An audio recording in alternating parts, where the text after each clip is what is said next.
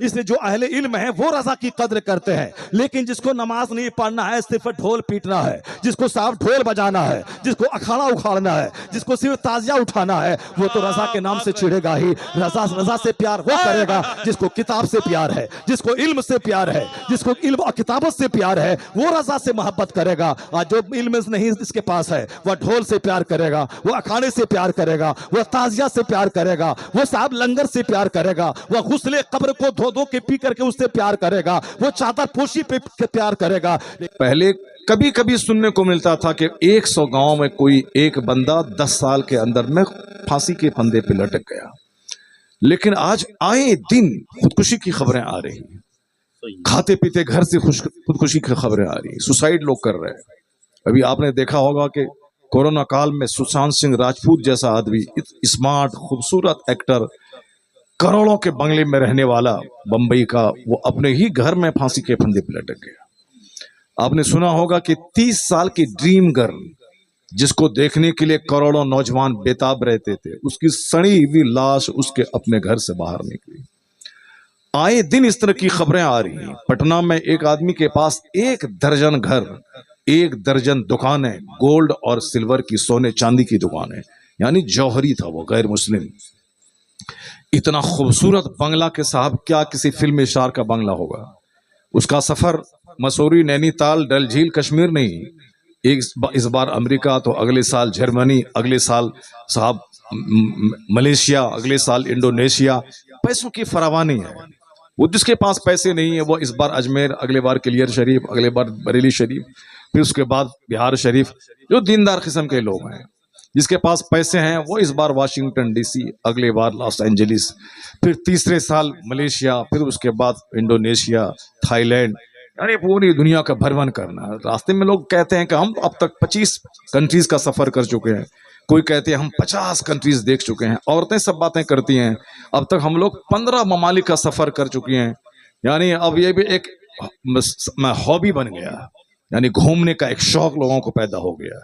गरीब घराने के लोग इस बार गोरखपुर, अगले साल देवरिया, अगले साल बहराइच, अगले साल बरेली, अगले साल मेरठ, वो हिंदुस्तानी उत्तर प्रदेश में घूमते रहते हैं। और जिनके पास पैसे हैं वो साहब अमेरिका, यूरोप, एशिया, ऑस्ट्रेलिया का सफर करते रहते हैं। पटना का वो अरबपति हर साल नए नए मुल्क का दौरा करता था। 5 दिन पहले वेस्टर्न कंट्रीज से वह लौट के आया था, लेकिन 5 दिन के बाद उनके घर से 4 लाशें निकली। जो अरबपति था वो अपनी खूबसूरत बीवी को शूट कर दिया, अपना खूबसूरत बेटा उसको गोली मार दिया, अपनी खूबसूरत बेटी 12 साल की उसको गोली मार दिया, आखिर में खुद गोली मार के सो गया। पूरा घर खून से भर गया।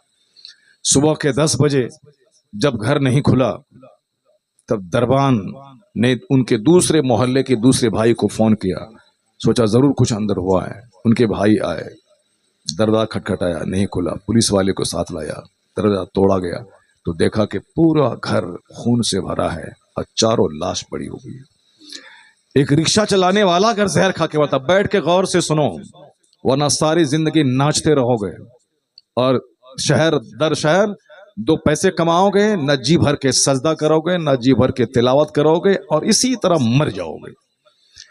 कयामत के दिन एक एक सजदा के लिए तरसोगे। वहां ये घूमना, ये फिरना, ये एंजॉय करना, ये मेला देखना, ये पैसा कमाना, ये गाड़ी खरीदना, वहां रोगे, खून के आंसू रोगे कि काश हम 1 घंटा जलसे में बैठकर अल्लाह का जिक्र सुन लेते। वहां खून के आंसू रोगे और ये आंखों के सामने सारी दुनिया का तमाशा देख रहे हो। 2-4 पैसा कमाने से क्या होगा? खरबों कमाने वाला जहर खा के मर रहा है, तो 2-4 पैसा कमाने से क्या होगा? 100 करोड़ की कार इस इंडिया में मौजूद है। हमारा घर, हमारी 2-4 बीघा जमीन, सब मिल करके 100 करोड़ नहीं है, लेकिन 100 करोड़ की कार अभी इंडिया की सड़कों पे दौड़ रही है। कोई लिमिट नहीं है साहब, मकान में कितने पैसे लग रहे हैं, कार में कितने पैसे लग रहे हैं। हम लोगों की पूरी जिंदगी उतने पैसे नहीं कमा पाएंगे इस पूरी जिंदगी में जितना कि कार पे लोग चल रहे हैं। अभी हिंदुस्तान में एक कार ऐसी 100 करोड़ की कार, अब तो साहब 200 करोड़ की आ रही है। 4 करोड़ की कार डिफेंडर पे लोग चलते हैं तो कहते हैं साहब डिफेंडर पे चल रहे हैं, 4 करोड़ की कार पे। और यहाँ 100 करोड़ की कारें घूम रही हैं, कोई हद नहीं है। ये सोफा 45,000 रुपए में मिलता है और 40 लाख रुपए में भी मिलता है। पैसे की कोई हद नहीं है। पैसा से कभी सुकून नहीं मिलेगा। मैंने क्या कहा, वो अरबपति व्यापारी पटना का जो खरबों में खेलने वाला, गोल्ड का कारोबार करने वाला, अपनी पूरी कहानी खत्म कर दी। कौन सा टेंशन था उसके पास? मकान, गाड़ी, व्यापार, मार्केटिंग कॉम्प्लेक्स सब कुछ मौजूद है, मगर टेंशन, तनाव अलग अलग शक्ल होती है। किसी को इज्जत बचाने की फिक्र है, कोई अपनी बीवी से परेशान है, कोई अपने बच्चों से परेशान है, कोई अपने पड़ोसी से परेशान है, कोई रिश्तेदार से परेशान है। यह सजा है अल्लाह की तरफ से कि जमीन खुदा की है। अल्लाह की जमीन पे रह के ये बंदा अल्लाह रब्बुल इज्जत से के सामने मगरूर बन के रह रहा। ये आसमान खुदा का है, यह सूरज खुदा के है, यह रात खुदा की बनाई हुई। जमीन से फसलें अल्लाह उगाता है। अगर अल्लाह फसल ना उगाए तो बंदा तड़प तड़प के बगैर पानी की मछली की तरह मर जाए। अगर अल्लाह हवा को गायब कर दे तो बंदे का जीना मुश्किल हो जाए। ये ऑक्सीजन कौन देता है जिससे मैं जिंदा रहता हूँ? ये समंदर का खारा पानी कौन आसमान पे ले जाके वहां से मीठा बना के बरसाता है जिसको मैं पीता हूँ? वह कौन है जो माँ के पेट में एक पानी के कतरे में नाक नक्शा बनाकर माँ का माहवारी खून रोक कर मेरी ग़िज़ा का इंतजाम करके फिर माँ के शिकम से एक अजूबा इंसान बना के मुझको पैदा करता है? वह कौन है जो हमारे लिए फसलें पैदा करता है, फ्रूट्स पैदा करता है, वेजिटेबल्स पैदा करता है, माँ की खुश्क छाती में दूध देकर मेरी ग़िज़ा का इंतजाम करता है? जब 2 साल के बाद माँ का दूध बच्चे के लिए हराम हो जाता है, मगर जिस्म को दूध चाहिए तो अल्लाह ने उसका अल्टरनेट इंतजाम किया। बकरी का दूध, गाय का दूध, भैंस का दूध। यानी तुम भैंस का दूध पियो, गाय का दूध पियो और फिर परिंदों का गोश्त खाओ, बकरे का गोश्त खाओ। जी भर जाए तो समंदर की मछलियां, ये समंदर का गोश्त है, इसे खाओ। ये गोश्त मेरे लिए, ये दूध मेरे लिए, ये मछलियां मेरे लिए, ये सीजनल फ्रूट, फलों का राजा आम मेरे लिए। पसीना बहे, बदन की एनर्जी खत्म हो, एक गिलास जूस पी ले आम का, वो सारी एनर्जी फिर दोबारा वापस आ जाती है। एक अनार खा लें, साहब कभी बीमार नहीं पड़े। एक सेब रोजाना खाएं, डॉक्टरों के पास आने जाने से बच जाएं। वह कौन है जो सेब जैसा लाजवाब फल हमें देता है? वह कौन है जो हमें आलू जैसी सब्जियां देता है? वह कौन है जो हमें ग्रीन सब्जी भी देता है? कौन है जो हमें ड्राई फ्रूट देता है, सीजनल फ्रूट देता है?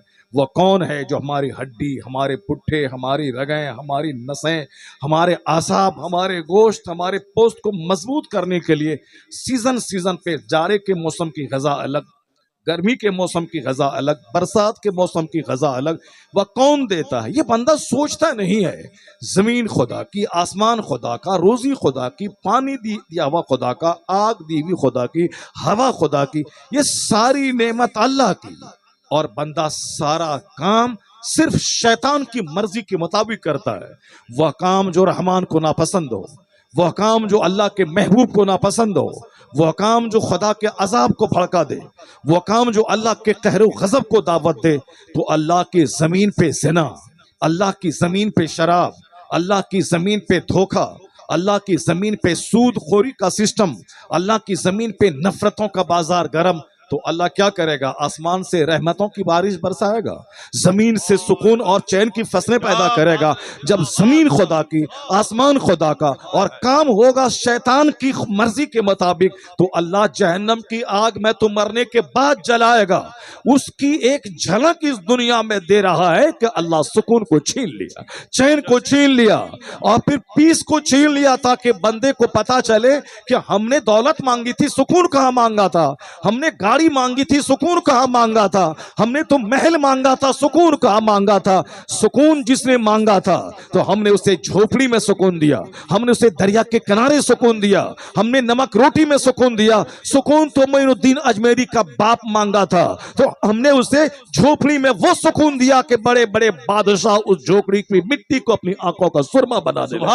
हमने तो सुकून मोइनुद्दीन अजमेरी ने मांगा था, हमने उसे वो सुकून दिया कि जब तक वह जमीन के ऊपर रहा, लोग उनका पांव चूमते रहे, और आज जमीन के अंदर 800 बरस से है लोग उनकी कब्र की मिट्टी को बोसा दे रहे हैं। पता चला कि हमने दौलतें मांगी थी, दौलत मिल गई, सुकून अल्लाह ने छीन लिया।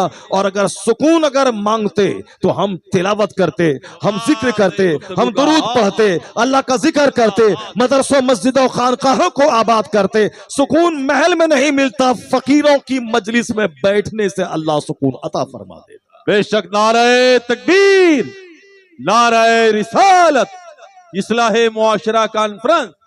ए मेरी कौम, गैर मुस्लिम क्या करता है उसको मत देखो। गैर मुस्लिम को मरने के बाद जन्नत की तमन्ना नहीं होती है। गैर मुस्लिम को मरने के बाद उसको जहन्नम की आग से बचने की ख्वाहिश नहीं होती है। बस यहीं खाओ पियो, एंजॉय करो, मौज मस्ती करो, मर जाओ। बस एक अकीदा उसका है कि मरने के बाद फिर दूसरे जन्म में आदमी जो अभी अच्छा करेगा वो मरने के बाद वो अच्छी शक्ल में पैदा होगा, अगर बुरा करेगा तो फिर वो जानवर गीदड़ खटिया की शक्ल में पैदा होगा। ये उसका अकीदा है ट्रांसफॉर्मेशन का। अकीदा कोई भी आदमी किस तरह का बना सकता है, मगर वो सच्चाई नहीं। सच्चाई यही है कि इस दुनिया के बाद फिर दोबारा बंदा यहाँ पैदा नहीं होगा। इस दुनिया के बाद वो दुनिया का आगाज है जिसका कोई यौम इख्तिताम नहीं है, जहां सिर्फ बदला है, जहां अमल नहीं है। आज काम है, कल सिर्फ हिसाब होगा और बदला होगा। कल कोई वर्क नहीं, आज वर्क है और कल जजमेंट सुनाया जाएगा। और फिर यही कायनात का सिस्टम यही बताता है कि ऐसा ही होना चाहिए और ऐसा ही है। ये दुनिया काम की दुनिया, ये दुनिया इम्तिहान गाह है।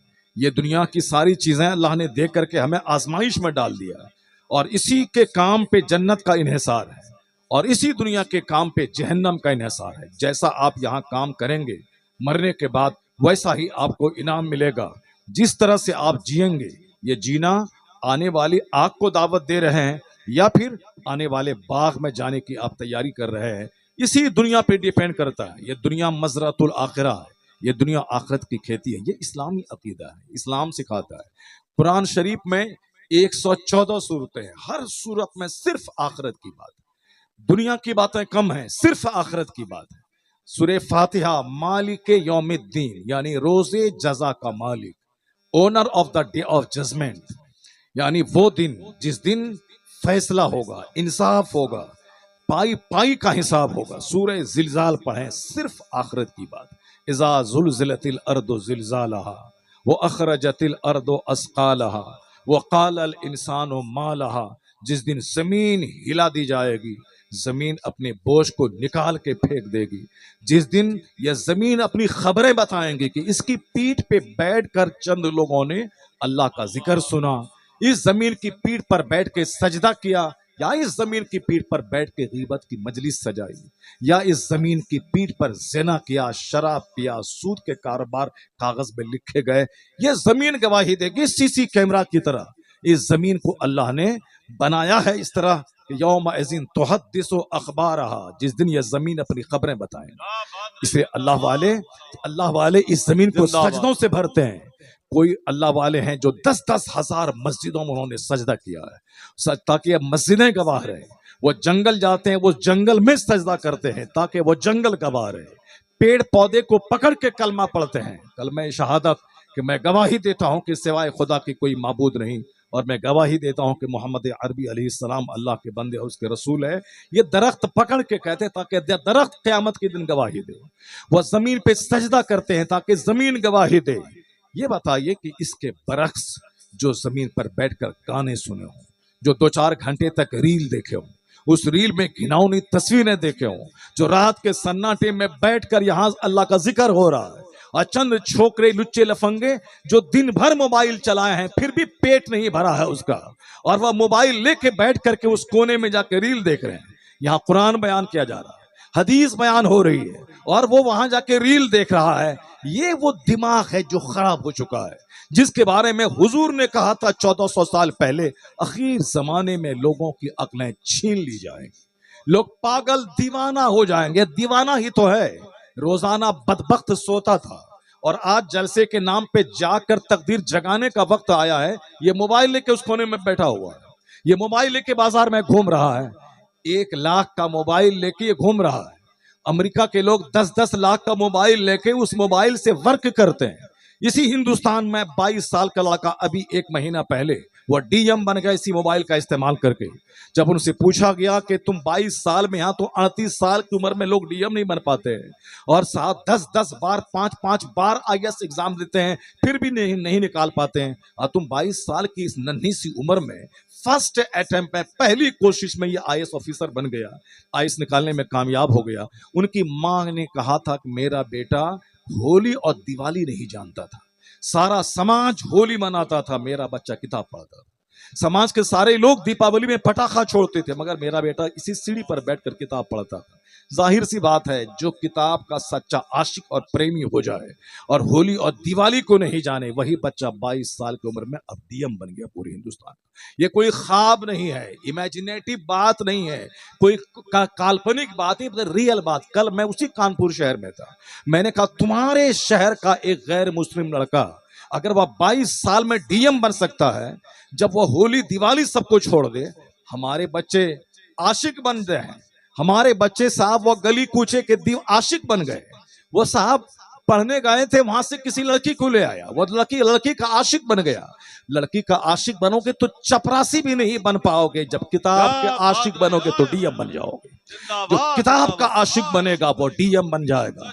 ये तुम्हारे ही शहर में 22 साल का लड़का डीएम बन के दिखा दिया तुमको, वो होली दिवाली नहीं जानता था। आज मेरे घर में शादी है, मेरा दोस्त 10 दिन पहले से दीवाना बना हुआ है, यानी साहब बेगाने की शादी में अब्दुल्ला दीवाना बना हुआ है, 10 दिन से नाच रहा है, कूद रहा है, बाइक लेके जा रहा है, आ रहा है, जबकि शादी सिर्फ 10 मिनट का काम है।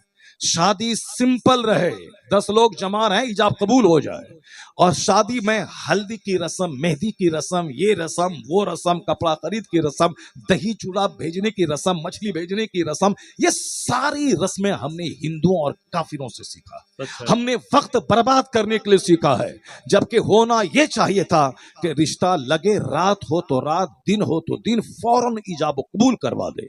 हुजूर ने अपनी बेटी फातिमा ज़हरा की शादी मस्जिद नबवी में पुराने कपड़े में करवा दी, 10 सहाबा के बीच में करवा दी, ताकि क़यामत तक मेरा गुलाम शादी को बोझ नहीं माने, शादी इस कदर आसान हो जाए कि ज़िना चोर दरवाजे से समाज में दाखिल नहीं होने पाए। आज हमने शादी को मुश्किल बना दिया, ये रस्म वो रस्म, पेचीदा, यानी पूरी 25 साल की कमाई एक दिन में झोंक दिया, ताश के पत्तों की तरफ उड़ा दिया। रस्में साहब, ये कार्ड छपाई की रस्म, ये साहब डेकोरेशन की रस्म, ये हल्दी की रस्म, तो हल्दी और मेहंदी के दिन उसी मेहंदी के कलर का कपड़ा सारे मर्द पहने, सारी औरतें पहने, पता नहीं दिमाग में क्या हो गया। सच कहा हुजूर ने, आखिर जमाने में अक्लें छीन ली जाएंगी। जिसको पागल होना है, दीवाना होना है, वो इसी तरह वक्त बर्बाद करता है, और जिसको जन्नत जाना है वो एक एक मिनट को कीमती समझता है। इस दुनिया में जिसको कामयाब होना है वह वक्त की कदर करेगा, और जिसे जन्नत जाना है वह वक्त की कदर करेगा। 5 बजे अगर फजर का टाइम खत्म होता है तो 5 बजे फजर की नमाज नहीं होगी, 5 मिनट पहले नमाज का टाइम है, 5 मिनट के बाद नमाज का टाइम नहीं है। अगर 3:40 पे इफ्तार सहरी का आखिरी टाइम है तो 3:40 से पहले दाना पानी बीवी हलाल, और 3:40 के बाद वही बीवी मेरे लिए हराम, वही दाना मेरे लिए हराम, वही पानी मेरे लिए हराम। 1 मिनट पहले हलाल, 1 मिनट के बाद हराम, 1 मिनट पहले हराम, 1 मिनट के बाद हलाल। 6:10 पे इफ्तार का टाइम है, 6:10 से पहले वही पानी पीना मेरे लिए हराम है, और 6:10 के बाद वही पानी पीना मेरे लिए हलाल हो गया। तो 1 मिनट पहले हराम, 1 मिनट के बाद हलाल। ये बताइए, ये पंक्चुअलिटी, ये वक्त की पाबंदी जो इस्लाम सिखाता है, इससे जबरदस्त पाबंदी करने का पैगाम कौन सा मजहब देता है, जहां एक एक मिनट में हराम और हलाल की कहानी लिखी जा रही हो, ताकि मुसलमान इस रुए जमीन की सबसे कामयाब तरीन कौम हो, वह वक्त की कदर करे तो वहां जन्नत जाए, दुनिया में कामयाबी की राह पे अग्रसर हो जाए। सुभान अल्लाह। दोनों जहान की कामयाबी उसके हिस्से में आती है जो वक्त की कदर करता है, और सबसे ज्यादा वक्त की बेकदरी अगर आज हो रही है तो सिर्फ हमारे यहाँ हो रही है। गैर मुस्लिमों के यहाँ अब तो बेदारी आ गई है, भले ही वो आखिरत पर विश्वास नहीं है, जन्नत जहन्नम पर विश्वास नहीं है, मगर इस दुनिया को खुशहाल बनाने के लिए जिन जिन नियमों का पालन करना जरूरी है उन उन नियमों पे वो चल रहे हैं। और जबकि हमारे यहाँ वो सारे नियम आखिरत से जुड़े हुए हैं ताकि तैयारी जन्नत की हो, मगर जन्नत मिले मरने के बाद, इस दुनिया में सुकून और चैन मिल जाए। जैसे नमाज का इनाम है जन्नत मरने के बाद, मगर इस दुनिया में उसका इनाम है कि जहां नमाज होगी वहां सेहत होगी, वहां तंदुरुस्ती होगी, वहां राहत मिलेगी, वहां फरहत मिलेगी। जो फजर की नमाज पढ़ेगा उसके चेहरे पे गैबी तौर पर अल्लाह एक नूर अता फरमा देगा। फजर की नमाज पढ़ने के बाद, तहज्जुद पढ़ने के बाद चेहरा हसीन हो जाता है। जन्नत मिलेगी मरने के बाद, इस दुनिया में चेहरे का हुस्न मिलेगा। फजर की नमाज का इनाम जन्नत मिलेगी मरने के बाद, मगर इस दुनिया में फजर की नमाज पढ़ने के बाद दिन भर चेहरा उसका फ्रेश रहेगा, वह तरोताजा रहेगा। फजर की नमाज पढ़ने के बाद जिस काम का आगाज होता है उस काम में अल्लाह बरकतें अता कर देता है, और जो फजर छोड़ के काम शुरू करेगा अल्लाह उसके चेहरे का नूर छीन लेता है, उसके चेहरे की ग्लेजिंग खत्म हो जाती है। अब आप बताएं कि नमाज पढ़ते हैं जन्नत के लिए, मगर इस दुनिया में टेम्पोररी प्रोविजनल प्रॉफिट फायदा यह मिल रहा है कि चेहरा नूरानी हो जाता है, उसकी पेशानी चमकने लगती है, वह दिन भर हशास बशास रहता है, उसके काम में अल्लाह बरकतें अता कर देता है। जो जोहर की नमाज पढ़ेगा जन्नत मिलेगी मरने के बाद, इस दुनिया में इनाम यह मिलेगा कि अल्लाह ताला उसकी रोजी में बरकतें अता कर देता है। आज लोग हमारे यहाँ अभी 10 दिन से जबरदस्त बारिश हुई और खड़ी फसलें सब की सब गिर गई। मकई की खेती, जिसको आप मक्का की खेती कहते हैं, यह खेती पूरे सीमांचल जोन, पूरे बिहार की एक जबरदस्त खेती, यानी पैसे वाली खेती। धान है तो खाएंगे, गेहूं है तो खाएंगे, मगर माल कहाँ से आएगा? वो माल वाली जबरदस्त खेती। पिछले 25 साल से लोग मक्का की खेती कर रहे हैं। 1,000 कुंटल, 2,000 कुंटल, 500 कुंटल। मजदूर किस्म के लोग दूसरों की खेत के ऊपर खेती करके आधी करके वो साहब लाखों लाख रुपए कमा रहे हैं, जबरदस्त। मगर इस बार फसलें तबाह हो गई। अब फसल तैयारी का मौसम आया, इतनी जबरदस्त आंधी आई कि सारी फसलें सो गई। मैंने कहा हुजूर की हदीस है कि जो फसलें पानी में तबाह हो जाए या खुश्की में तबाह हो जाए वह ज़कात न देने की वजह से होता है। 10 केजी में 1 केजी निकालना है तो आप 1,000 कुंटल मकई की फसल आपने पैदा की, तो 1,000 कुंटल में आप उश्र या निस्फ उश्र पानी खरीद के सिंचाई की गई है। 20 केजी में 1 केजी आप जोड़ लें कि आपके पास 500 केजी मकई ये बतौर ज़कात यानी बतौर उश्र आपको निकालना है। लेकिन आपने 50 केजी निकाला, सोचा बहुत निकाल दिया हमने। 50 केजी निकाला, सोचा बहुत निकाल दिया। 1 करोड़ में 2.5 लाख ज़कात निकालना फर्ज है। अगर 2.5 पैसा ओरिजिनल माल में मिला रहा तो देर या सवेर पूरे माल को तबाह बर्बाद कर डालेगा। 10 साल लगेगा कि हमारे पास माल है, मगर 11वें साल अचानक ऐसा अजाब आएगा कि पूरी कमर टूट जाएगी। बंदे की बुनियाद को अल्लाह काट के रख देता है। फसलें 10 साल खूब फसल हुई, उसके बाद अल्लाह ने सारी फसलें तबाह कर दी। लोग कहते हैं कि मौसम की खराबी की वजह से ऐसा हो गया। मुस्तफ़ा कहते हैं इल्ला बेहब्सी ज़कात, जो माल खुश्की या तरी में तबाह होता है वह सिर्फ ज़कात ना देने की वजह से होता है। और हुजूर कहते हैं हस्सनु अम्वालकुम बिज़्ज़कात व दावू मर्दाकुम बिस्सदका, अपने माल की ज़कात निकाल कर उसे मजबूत किले में बंद कर दो। जैसे एक मजबूत किले में माल बंद कर दो तो न चोरी होगी न डकैती होगी, उसी तरह हुजूर कहते हैं ज़कात निकाल दे, तेरा माल मजबूत किले में बंद हो जाएगा। अब मजबूत किले में बंद करने के लिए ज़कात निकालो। व दावू मरदाकुम बिस्सदका, और अपने मरीजों का इलाज सदका करके किया करो। आज लाखों लाख करोड़ों करोड़ रुपए इलाज के पीछे लोग खर्च कर रहे हैं। हुजूर ने क्या कहा? अपने बीमारों का इलाज सदका करके शुरू किया करो। सदका करने से अल्लाह का गजब ठंडा होता है। सदका करने से जिस बीमारी में 10,000 रुपए खर्च होते वो 10 रुपए की दवाई से वो बीमारी अच्छी हो जाएगी। बीमारी का इलाज सदका करके करो। भले ही मेरी समझ में आए ना आए, मगर दुनिया वालों की समझ में बात अच्छी तरह आ रही है। अमेरिका का एक बहुत बड़ा बिलियनियर यानी खरबपति साहब, खरबपति बहुत बड़ा, the first richest man of America, America का पहला सबसे बड़ा मालदार आदमी जॉन डी रॉकफेलर, जिसकी खबरें हिंदुस्तान के अखबारात में आई। जॉन डी रॉकफेलर 50 साल की उम्र में उसको खतरनाक कैंसर हुआ, वह मरने के करीब पहुंच गया। जब देखा कि अब मैं मर ही जाऊंगा, उन्होंने अपनी दौलत के हिस्से की कहा कि मेरी दौलत का 1/3 पार्ट सिर्फ मेडिकल डिपार्ट के लिए मैंने इसको डोनेट कर दिया। हॉस्पिटल कायम करना, मेडिकल टीम की तनख्वाह देना, उसको बैठ करके रिसर्च करना, नई नई बीमारियों का इलाज दरियाफ्त करना, उस पर मेरी इस फैक्ट्री का पैसा उस पर खर्च होगा। और एक पैसा स्कूल कॉलेज जहां गरीबों के बच्चे नहीं पढ़ पाए, महंगी तालीम नहीं हासिल कर सकें, उसके लिए ये फ्री स्कूल फ्री कॉलेज मेरी फैक्ट्री के पैसे से स्कूल चलेगा, उसमें गरीबों के बच्चे फ्री तालीम हासिल करेंगे। अब मरना ही है तो उन्होंने सोचा कि कुछ काम करके मर जाऊं। अपने पैसे का एक हिस्सा मेडिकल टीम की रिसर्च के लिए दे दिया, एक हिस्सा स्कूल कॉलेज के लिए दे दिया, उसके बाद जो बचा वो अपने बाल बच्चों के लिए, यानी पूरी दौलत को यतीमों, मिस्कीनों, फकीरों, मोहताजों, माजूरों, बीमारों के लिए उन्होंने डोनेट करना शुरू किया। 2-4 महीने के बाद ऐसा लगा कि पेट का खतरनाक कैंसर उसका आसान हो रहा है और वह मर्ज दूर हो रहा है, अपने आप को हल्का फुल्का स्वस्थ महसूस कर रहा है। डॉक्टर के पास 2-4 बार टेस्ट करवाया, डॉक्टर ने कहा कि वो कैंसर खत्म हो चुका है, वो कैंसर खत्म हो चुका है। उसके जो शख्स मरने वाला था वो शख्स जिंदा कब तक रहा? 98 ईयर्स, 98 साल की उम्र तक जिंदा रहा। और 50 साल में मरने वाला था। उसने दुनिया वालों से क्या कहा? इलाज के बहुत सारी तरीके हैं, होम्योपैथिक, एलोपैथिक, यूनानी जड़ी बूटी, इलाज के बहुत सारे तरीके हैं। उन तरीकों में से एक जबरदस्त तरीका चैरिटी यानी सदका करना है। सदका करना एक जबरदस्त तरीका है। वो कहते हैं कि मैं एक एग्जाम्पल हूं कि मैंने जब से सदका करना शुरू किया चैरिटी, तब से कैंसर जैसी खतरनाक बीमारी मेरी दूर हो गई। तो दुनिया वाले कहते हैं कि चैरिटी, सदका कैंसर और खतरनाक बीमारी का इलाज है। तो जहां नजर जॉन डी रॉकफेलर की आज गई है, जहां नजर अमेरिका के वैज्ञानिकों की आज गई है, वहां नजर मुस्तफा की 1500 साल पहले गई है कि हुजूर ने फरमाया दावू मरदा कुम बि सदका, अपने मरीजों का इलाज सदका करके क्या करो।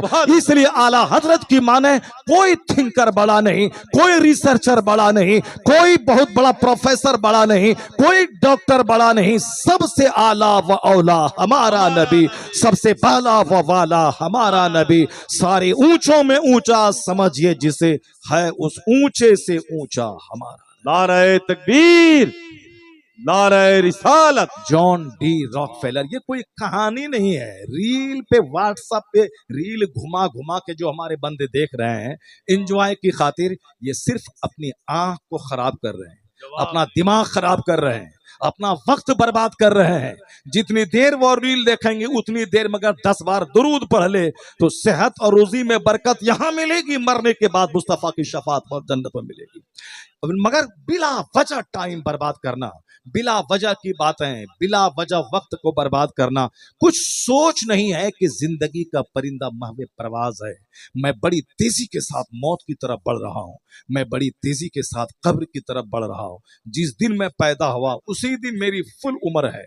उसके बाद जैसे एक दिन खत्म हुए तो जिंदगी से एक दिन खत्म हो गया, 1 साल चले गए तो जिंदगी से 1 साल खत्म हो गया। जैसे मैं 70 साल का हूं, 70 साल अल्लाह ने मेरी उम्र लिखी है, तो जिस दिन पैदा हुआ उसी दिन मैं 70 साल का हूं। लेकिन जैसे ही 1 साल खत्म हुए, अब मैं 70 साल का नहीं रहा, मैं 69 साल का रह गया। जिस दिन 10 साल मेरे हो गए, अब 70 में 10 साल माइनस हो गए, अब मैं 60 साल का रह गया। जिस दिन मैं 20 साल का हुआ उस दिन अब मेरी जिंदगी से 20 साल खत्म हो गए, अब मैं 50 इयर्स का रह गया। लोग कहते हैं ये बर्थडे मना रहे हैं। साहब मैं अपनी जिंदगी के 10 साल गुजार चुका, मैं 20 साल मेरी उम्र के हो गए, 20 साल अब मौत के ज्यादा करीब हो गए। इस तरीके से बर्थडे मनाएं कि अब मैं मौत के ज्यादा करीब हो गया हूं, अब मैं मेरी जिंदगी इख्तिताम के करीब जा रही है। तो बंदा का शऊर बेदार होगा, बंदा नेकियों में जल्दीबाजी करेगा, बंदा अपनी जिंदगी का एक लम्हा वो कीमती समझ। मगर हुजूर ने फरमाया है कि आखिर जमाने में लोगों की अक्लें छीन ली जाएंगी, लोग बिला वजह की बात करेंगे, लोग बिला वजह का काम करेंगे, लोग बिला वजह की सोच में लगे रहेंगे। जिंदगी का एक मिनट कीमती है, इसको काम में लगा दें। दुनिया में अगर डीएम बनना है तो 18 घंटे पढ़ना होगा, दुनिया में अगर डीएम ऑफिसर बनना है तो 12-12 घंटे स्टडी करनी होगी। यहाँ ऐसा नहीं होता इस दुनिया में कि लगा दें आम का पेड़ उसमें से लीची निकल जाए, हम बो दें गेहूं वहां से बासमती चावल निकल जाए। नहीं होता ऐसा। ये दुनिया का सारा सिस्टम बताता है कि जैसी जमीन वैसी फसल, जैसा दरख्त वैसा फल। आम का पेड़ सेब नहीं देता है, आम ही देगा। सेब का पेड़ आम नहीं देगा, सेब ही देगा। आप आलू लगा दें, वहां से खीरा ककड़ी नहीं बल्कि आलू की ही पैदाइश होगी। क्या मतलब? जो जैसी जमीन वैसी फसल, जैसा दरख्त वैसा फल, जैसा बीज वैसा पौधा। और हमारे सोचने से नहीं होता, वो सारा एक नेचुरल सिस्टम है। उसी सिस्टम के हिसाब से सारा काम हो रहा है। जब दुनिया का सारा काम सिस्टम के मुताबिक होता है, तो फिर ये आपने कैसे समझ लिया कि हम जैसे जिए जिए जन्नत मेरे बाप की जागीर है, हम नमाज पढ़े ना पढ़े जन्नत मेरे बाप की जागीर है, जन्नत मिलेगी ही। हमारे पीर साहब ने कह दिया है कि जन्नत मिलेगी, ऐसा नहीं है। दुनिया का सारा सिस्टम आखिरत की याद दिलाता है। दुनिया बताती है कि दुनिया में जैसे तुम जीना चाहते हो, जिस तरह से मेहनतें करते हो, उसी तरह का रिजल्ट मिलता है। यहाँ जो बरसात के जमाने में भीग कर फसलें नहीं लगाएगा, वो अगहन के मौसम में धान और का साफ भंडार नहीं देखेगा। जो इस जमाने में सर्दी में कड़ाके की सर्दी में रहकर वो फसलें नहीं लगाएगा, तो वो मार्च और अप्रैल के मौसम में वो मकई और गेहूं की फसलें का मुंह नहीं देख पाएगा। जो इस दुनिया में मेहनत मुशक्कत नहीं करेगा, वो इस दुनिया में राहत नहीं पाएगा। जो पढ़ेगा लिखेगा नहीं, वो कभी डीएम नहीं बनेगा, प्रोबेशनरी ऑफिसर नहीं बनेगा, वो कभी बैरिस्टर और लॉयर नहीं बनेगा, वो कभी एक डिस्ट्रिक्ट का आईपीएस ऑफिसर नहीं बनेगा। जो जितनी ज्यादा मेहनतें करेगा, एक एम बनाएगा, उस एम को हासिल करने के लिए मेहनतें करेगा, एक वक्त ऐसा आएगा कि मेहनत रंग लाएगी और वो कामयाब हो जाएगा। यहाँ वो सिस्टम नहीं कि अजमेर शरीफ चले गए, बाबा मेरे बच्चे को डीएम बना दीजिए, अजमेर चले गए, बाबा हमको अरबपति बना दीजिए। नहीं होता है। धीरू भाई अंबानी को मेहनत करते करते, अमेरिका में मजदूरी करते करते उन्होंने इतनी मेहनतें की कि हिंदुस्तान का आज रिचेस्ट मैन उसका बेटा मुकेश अंबानी बन गया। ये 24 घंटे उसके पास हैं, 24 घंटे मेरे पास भी हैं, मगर वो उस 24 घंटे में 18 घंटे आज भी वह मेहनत करता है। रोजाना 100 चैप्टर वो किताब पढ़ता है, रोजाना बड़े बड़े लोगों की जिंदगी का मुताला करता है और अपने कारोबार को कैसे एक्सपेंड करें, कैसे फैलाएं, उसके हर नुक्कड़ पलक पे नजर रखता है। ऐसा नहीं कि पैसा हो गया है तो अब वह सिर्फ शराब पिए, ऐश करें, नाचे कूदे गाएं। नहीं, अगर नाचे कूदे गाएंगे तो दौलत 10 साल के अंदर ही खत्म हो जाएगी। लेकिन वह दौलतों को बढ़ाने के लिए 18 घंटे स्टडी करता है, मेहनत करता है, तमाम वर्करों से ज्यादा वो वर्क करता है। यही वजह है कि 50-50 साल हो गए, कारोबार डाउनफॉल नहीं हुआ। ये टाटा, ये बिरला, ये जिंदल, ये मित्तल, ये पूरी दुनिया के जो बड़े बड़े कारोबारी है, जो उसका एमडी होता है, मैनेजिंग डायरेक्टर होता है, वो सिर्फ 2 घंटे सोता है। अभी हिंदुस्तान के 2-4-5 बड़े बड़े लोग वो सिर्फ 4 घंटे सोते हैं और बाकी सारा वक्त 20 घंटे वर्क में लगा देते हैं। ये तो दुनियादारों की बात छोड़िए, हम लोग तो अकीदत की बातें करते हैं। आला हजरत फाजले बरेलवी का नाम लेते हैं, मगर उनकी जिंदगी से रोशनी हासिल नहीं करते। आला हजरत का नाम लिया, बस जैसे तैसे इश्क मोहब्बत कहना शुरू कर दिया। आला हजरत सिर्फ 2 घंटा सोते थे, 24 घंटे में सिर्फ 2 घंटे सोते थे और पूरे 22 घंटे आला हजरत वर्क करते थे। तब जाके 1000 किताबें कौम के हवाले की है। और आज 100 साल गुजर जाने के बाद रजा का नाम का गिराफ घटा नहीं है, बल्कि जैसे जैसे वक्त गुजर रहा है वैसे वैसे पूरी दुनिया में रजा के नाम का एक हंगामा बपा है। अमेरिका से लेके मलेशिया, सिंगापुर तक, हिंदुस्तान, पाकिस्तान, बांग्लादेश की गली गली में रजा का नाम जो गूंज रहा है। अहमद रजा अकेले थे, मगर आज मेरे जैसे करोड़ों नाम के साथ रजा दाखिल हो गया है।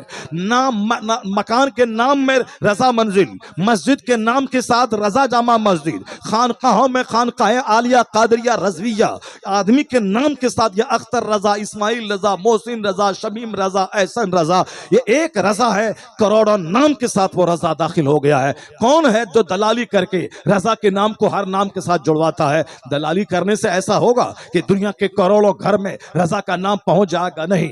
रजा ने सिर्फ 2 घंटा सोकर और पूरे 22 घंटा वर्क करके जो सुन्नियत को बचाया है, जो इस्लाम बचाया है, जो दीन का काम किया है, तो जन्नत तो वहां मिलेगी। उसी का इनाम इस दुनिया में अल्लाह ने यह दिया है कि तुमने जिस दीन मसलक की खिदमत की है, जब तक वह मसलक रहे रहेगा तेरे नाम का डंका बजता रहेगा, सुभान अल्लाह। जब तक वह दीन रहेगा तेरी शोहरत का गिराफ ऊंचा होता रहेगा, जब तक फतवा रज़विया रहेगा रजा का नाम डाउनफॉल का शिकार कभी नहीं होगा, जब तक रजा की 1000 किताबें दुनिया में रहेंगी और उससे दुनिया वाले फायदा हासिल करते रहेंगे, रजा का नाम का गिराफ नीचा नहीं होगा। वक्त गुजरता जाएगा, हर वादी, हर गली, हर कूचे में रजा का नाम बुलंद होता रहेगा। क्यों? ये बुलंदी देने वाला अल्लाह है, जिनकी खिदमतों का इनाम दिया है।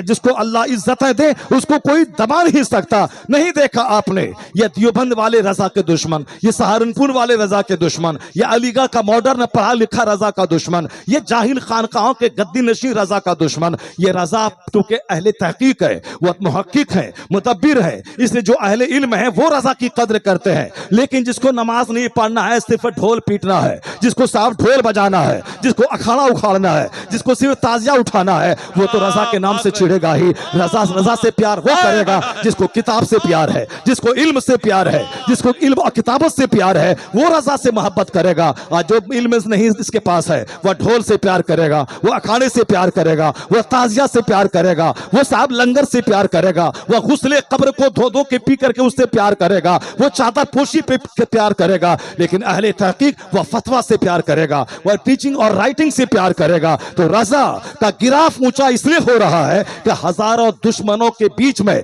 जो रजा ने किताब का हथियार दुनिया वालों को दिया है, और जब तक यह हथियार रहेगा उस वक्त तक रजा का डंका चारदांगे आलम में बजता रहेगा। रजा मुहक्किकीन का सरदार है, रजा आलिमों का इमाम है, रजा इस्लाम के मुबल्लिगीन का इमाम है। तो जब तक इस्लाम रहेगा रजा का नाम रहेगा, सुन्नियत रहेगी रजा का नाम रहेगा, जब तक मसलक अहले सुन्नत रहेगा रजा का नाम रहेगा। खाने पीने वाले को औलाद उसकी भूल जाती है, और जो दीन का काम करे दीन की वजह से उसके नाम को अल्लाह जिंदगी अता फरमा देता है। आज सारी दुनिया में जो रजा का नाम है मेहनत की वजह से। मैं ये नहीं कहता कि सिर्फ रजा के उर्स में जाइए, वहां चादरें चढ़ाइए और वहां हल्ला हंगामा करके आप आ जाइए। नहीं, आप अगर नहीं जाते हैं बरेली कभी मत जाइए, मगर यहीं रजा से इतना प्यार कीजिए कि वो अगर 2 घंटे सोते थे और 22 घंटे में वर्क करते थे तो आप भी कसम खा लें कि मैं सिर्फ 6 घंटे सोऊंगा, बाकी मैं 18 घंटे काम करूंगा, मैं 12 घंटे काम करूंगा। अगर ये पढ़ने वाले बच्चे रोजाना ठान ले के 10 घंटे से 10 मिनट कम मैं नहीं पढ़ूंगा, ये जबरदस्त खतीब बन जाए, ये जबरदस्त अदीब बन जाए, ये जबरदस्त राइटर बन जाए। वरना साहब रिजल्ट मदरसों का इतना कमजोर रिजल्ट है कि साहब 1000 बच्चों में 5 बच्चे भी कायदे से अरबी नहीं बोल पाते, 5 बच्चे कायदे से अरबी में एक सफा मजमून नहीं लिख पाते हैं। साहब बचपन से लेके अब तक अरबी ही इदारे में पढ़े और अरबी बोलना तक नहीं आया, अरबी एक सेंटेंस लिखना तक नहीं आया। क्यों आपने 20 साल बर्बाद किया? क्यों आपने 10 साल वही 10 साल अगर नौकरी किए होते किसी फैक्ट्री में तो लाखों करोड़ों रुपए कमा लिए होते, लेकिन किसी काम के नहीं रहे। जब सारी जिंदगी लगा दिया उसमें, एक जुमला बोल नहीं पाए, लिख नहीं पाए, तो फिर जो वक्त गुजरा सब बर्बाद हुआ।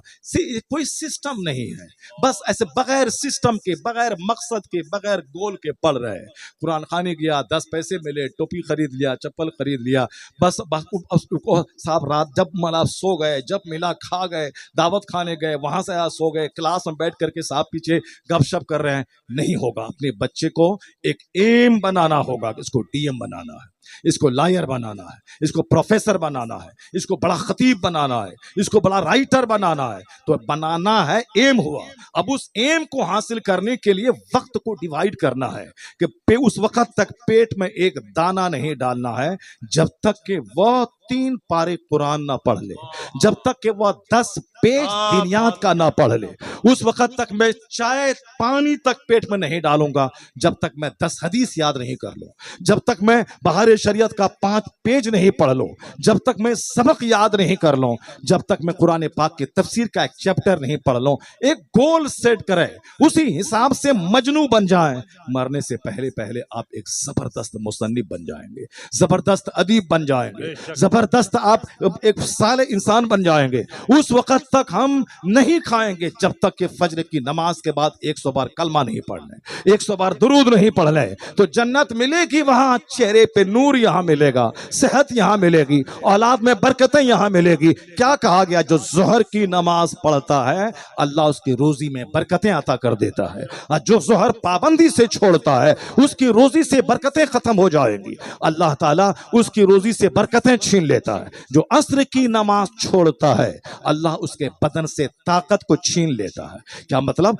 ताकतों का रिश्ता अस्र की नमाज से जुड़ा हुआ है। और आज सेब, संतरा, अनार, पनीर सब खाएं, और गाल चिपका हुआ है, आंखें अंदर धसी हुई हैं और बदन हिल रहा है, गैस्ट्रिक का मर्ज पकड़ा हुआ है, यानी ताकत ही नहीं है। सेब, संतरा, अनार, दूध और जूस सब पी रहे हैं, ताकत मिलेगी कैसे? आपने ताकत का रिश्ता खाने से जोड़ दिया है। और यहां है जो अस्र की नमाज छोड़ेगा उसके बदन से ताकत छीन ली जाएगी। जो मगरिब की नमाज छोड़ेगा उसकी औलाद से फरमाबरदारी खत्म हो जाएगी। आज हमारे बच्चे हाथों से निकल गए, आज उस बच्चों को हजार लाड प्यार करे, मगर ये बच्चे आपके नहीं है, ये बच्चे ससुर के हो गए, ये बच्चे अपनी बीवी के गुलाम हो गए, ये बच्चे अपनी सास के हो गए, ये बच्चे अपने साले अपनी साली के हो गए। क्या कहा गया कि जो मगरिब की नमाज छोड़ेगा अल्लाह उसकी औलाद से फरमाबरदारी को खत्म कर देगा। इसका मतलब है कि औलाद को फरमाबरदार बनाना है, औलाद आपकी इज्जत करे, आपका सम्मान करे, उसके लिए जरूरी है कि आप नमाज पंजगाना के पाबंद बने, आप फज्र पढ़े, जोहर पढ़े, असर पढ़े, मगरिब पढ़े। आज 10-10 घंटे सोने के बाद भी लोगों की नींद पूरी नहीं हो रही है। लोग ऑफिस में सो रहे हैं, गाड़ी पे सो रहे हैं, बाइक चलाते हुए सो रहे हैं, जहां बैठे वहां सो रहे हैं। हिंदुस्तान का प्रधानमंत्री मीटिंग में सो रहा है, वो भाषण देते देते सो रहा है, यानी नींद पूरी ही नहीं हो रही है। 10-10 घंटे सो रहे हैं, सर्किट हाउस में सो रहे हैं, जब मौका मिला सो रहे हैं, फिर भी नींद नहीं पूरी हो रही है। स्कूल के अक्सर टीचर स्कूल में पढ़ाते पढ़ाते सो रहे हैं, यानी नींद ही नहीं पूरी हो रही है। कहते हैं कि साहब मोबाइल चलाते हैं, मोबाइल चलाए तो क्या हो गया? 2 घंटे की गहरी नींद आदमी को 10 घंटे की नींद का फायदा देती है। गहरी नींद अगर हो जाए, गहरी नींद लेने के लिए अपने तमाम जो इलेक्ट्रॉनिक्स गुड्स है उसको अलग करना पड़ेगा। गहरी नींद में खर्राटा आता है, गहरी नींद अंधेरे में आती है, गहरी नींद तमाम इलेक्ट्रॉनिक सामान से अलग होकर आती है। यहाँ हाथ में मोबाइल है, यहाँ सो रहे हैं, फिर 10 मिनट के बाद फौरन जाग गए। नींद गहरी हो, उसके बाद नींद में बरकत हो। आया है हदीस पाक का मफहूम है, जो इशा की नमाज छोड़ के सोएगा अल्लाह उसकी नींद से राहत को खत्म कर देगा, उसकी नींद से राहत खत्म हो जाएगी। इशा पढ़ के जो 3 घंटे सो ले उसको 30 घंटे की नींद की राहत अल्लाह अता फरमा देगा। इशा की नमाज के बाद सो जाए, फौरन सो जाए, तहज्जुद के लिए उठ जाए, फजर से पहले थोड़ा सा सो जाए, यानी नींद में ब्रेक लगना चाहिए। सोए हैं फिर नमाज के लिए उठें, फिर सो जाएं, फिर उसके बाद फजर के लिए उठें। दिन के 10 घंटे तक काम करते रहें, न थकावट होगी, न सुस्ती होगी, न कोई काहली आएगी, क्योंकि वादा है फजर की नमाज पढ़ के जो काम शुरू करेगा चेहरे पे नूर आएगा। जोहर जो पढ़ता रहेगा रोजी में बरकत मिलेगी, असर जो पढ़ता रहेगा बदन में ताकत मिलेगी, मगरिब जो पढ़ता रहेगा औलाद में फरमाबरदारी मिलेगी, जो ईशा पढ़ता रहेगा नींद में राहत मिलेगी। नींद का रिश्ता जिंदगी से जुड़ा है, औलाद की फरमाबरदारी का रिश्ता जिंदगी से जुड़ा है, रोजी की बरकतों का रिश्ता जिंदगी के चैन से जुड़ा है, नींद का रिश्ता जिंदगी से जुड़ा है, रोजी में बरकतों का रिश्ता जिंदगी खुशहाली से जुड़ा हुआ है। लोग चैन तलाश कर रहे हैं घूमने में, चैन तलाश कर रहे हैं मसूली नैनीताल में, चैन खोज रहे हैं फॉर्चूनर में, चैन खोज रहे हैं महल में, चैन खोज रहे हैं साहब शराब में। तो चैन वहां रखा ही नहीं है, चैन तो फज्र में है, जोहर में है, असर में है, मगरिब में है, इशा में है। 5 वक्त की नमाज पढ़े, अल्लाह 24 घंटे में राहत अता करेगा, मरे तो गुनाहों को माफ करके जन्नतुल फिरदौस अता करेगा। हदीस में आया है कि अगर तुम्हारे दरवाजे पर एक दरिया हो, नहर हो, और तुम उसमें 5 बार नहाओ, क्या मैल कुचैल में से कोई चीज बाकी रहेगी? हल यबका मिन दरनिही मिन शै, क्या मैल कुचैल में से कोई चीज बाकी रहेगी? कहा गया नहीं या रसूल अल्लाह। आका फरमाते हैं कज़ालिका मसलुस सलवातिल खम्स, यही मिसाल 5 वक्त की नमाजों की है। यमहुल्लाहु बिहिन्नल खताया, अल्लाह ताला इसके जरिए गुनाहों को मिटा देता है। लेकिन दाढ़ी है, नमाज नहीं है। क्यों साहब? दाढ़ी किस काम के लिए है? जब नमाज ही नहीं है तो फिर दाढ़ी रखना उतना बड़ा फर्ज नहीं है जितना बड़ा फर्ज नमाज पंजगाना पढ़ना है। अमामा बांधना फर्ज वाजिब नहीं है, नमाज पढ़ना फर्ज है। पंजाबी जुब्बा झाड़ना फर्ज वाजिब नहीं है, नमाज पढ़ना फर्ज है। पंजाबी है नमाज ही नहीं है, टोपी है नमाज ही नहीं है, जुब्बा है नमाज ही नहीं है, दाढ़ी है नमाज ही नहीं है। इसका मतलब है कि ये बंदा नमाज की अहमियत नहीं समझ रहा, इस्लाम की रूह नहीं जान रहा, ये सिर्फ जाहिरी दिखावे पे काम कर रहा है। चूंकि दाढ़ी 2 रुपया कमाने का जरिया है, पगड़ी टोपी 2 रुपया कमाने का जरिया है, ये जुब्बा 2 रुपये कमाने का जरिया है। तो जिससे 2 रुपये आता हो, पैंट शर्ट पहन करके वो आएगा तो कोई पूछेगा नहीं, जुब्बा पहन के आएगा तो पूछेगा। इसलिए 2 रुपये कमाने के लिए जुब्बा है। लेकिन जिस दिन उसका ज़मीर जाग जाएगा, उस दिन घर से बेटे का जनाजा निकले तो भी नमाज नहीं छूटेगी, जिस दिन बेटी की बारात आए तो भी नमाज ना छूटेगी। बहुत पुरानी बात तो छोड़िए, अभी करंट 100 साल के अंदर की बात है। आला हजरत नहीं, आला हजरत के शागिर्द, उनका खलीफा हुजूर सदरुल शरिया, हुजूर मुहद्दिसे कबीर के वालिद गिरामी हुजूर सदरुल शरिया हुजूर अमजद अली रहमतुल्लाह अलैह, जिनका मज़ार घुसी में है, उन्होंने उनका जवान बेटा हकीम, जो पूरे घर बार को चलाता था, खिलाता पिलाता था, बीमार पड़ा, रमजान में इंतकाल हो गया। हुजूर सदरुल शरिया मस्जिद में नमाज पढ़ रहे थे, तरावी की नमाज पढ़ रहे थे। खबर मिली कि हकीम साहब का इंतकाल हो गया। वहां से आप आए, अपने बेटे का चेहरा देखा। एक तो है बेटा, दूसरा है कि कमाने वाला बेटा जो पूरे घरवार को चलाता हो। उस बेटे के मरने का सदमा एक बाप, बूढ़े बाप पे कितना होगा, वो जिसके घर में यह सदमा गुजरता है उसी को मालूम होता है। कमाने वाला बेटा से किस कदर प्यार होता है, उसके मर जाने के बाद कितना शदीद रंज होता है, वो वही लोग जानते हैं। कमाऊ बेटा इंतकाल कर गया, आप मस्जिद से आए, बेटे का चेहरा देखा, उसके बाद ये कह के मस्जिद चले गए कि तरावी की चंद रकात बाकी रह गई है, मैं पढ़ के आ रहा हूं। ऐसा नहीं होगा किसी से कि घर में जनाजा हो जवान बेटे का और ये तरावी की नमाज जो चंद रकात बाकी रह गई इसको पढ़ने के लिए मस्जिद जाएं। जिसके दिमाग में जुनून चढ़ जाता है जन्नत का, जिसके दिल दिमाग पे अल्लाह का खौफ हावी हो जाता है, जिसको मरने के बाद की दुनिया की फिक्र होती है, उसके लिए सारा काम आसान हो जाता है। इसीलिए कहा गया रिजालुन ला तुलहिहिम तिजारतु वला बैउन अन जिक्रिल्लाह, यानी वो सिलेक्टेड लोग हैं जिसको कोई खरीदो फरोख्त, कोई बिजनेस, कोई दुनिया का कारोबार अल्लाह के जिक्र यानी नमाज से नहीं रोक पाता है। अगर दिमाग पे चढ़ जाए अल्लाह का खौफ, रसूल पाक की सच्ची मोहब्बत, तो वह फर्ज को फर्ज समझेगा, नफल को नफल समझेगा, वाजिब को वाजिब समझेगा, सुन्नत को सुन्नत समझेगा। वो नहीं समझेगा कि मुस्तफ़ा के गुस्ताखों के खिलाफ हमें जुलूस निकालना है तो आदमी दाढ़ी टोपी की मौजूदगी में क्या कहता है कि हमें पेट को कहां ले जाओ या रोजी रोटी को कहां ले जाओ। अगर मैं जुलूस निकालूंगा तो मेरी नौकरी चली जाएगी, नौकरी जाएगी तो मेरे बाल बच्चे क्या खाएंगे। ये बात वो कहता है जिसकी रोजी रोटी मदरसे से जुड़ी हुई है, जो दाढ़ी जुब्बा दस्तार दे साफ चमका रहा है, वो मगर इस्लाम उसके दिल में नहीं घुसा। वो कैसे लोग थे कि जान रहे या जाए मगर मुस्तफा के गुस्ताखों से कोई समझौता नहीं होगा। हुजूर जान से प्यारे हैं, औलाद से प्यारे हैं, सारी कायनात से प्यारे हैं। यहाँ नौकरी और पेट दिखा रहा है कि अगर हम एहतजाज करेंगे, प्रोटेस्ट करेंगे तो मेरी नौकरी खतरे में पड़ जाएगी। इसका मतलब है वह सिर्फ जबान से पढ़ता है ला युमिनु अहदुकुम हत्ता अकून अहब्बु इलैहि मिन वालिदिही व वलदिही वन्नास अजमईन, यानी माँ बाप औलाद जान सबसे ज्यादा मुस्तफा जब तक प्यारे ना हो जाए उस वक्त तक बंदा कामिल मोमिन नहीं हो सकता है। ये सिर्फ जबान बोल रही है, लेकिन अब यहाँ वक्त आया है प्रैक्टिकल में साबित करने का। उसको तो ये कहना चाहिए था नौकरी रहे या जाए मगर मुस्तफा के गुस्ताखों से कोई समझौता नहीं होगा। दूध से मक्खी की तरह उसको दिल से निकाल के फेंक दिया जाएगा।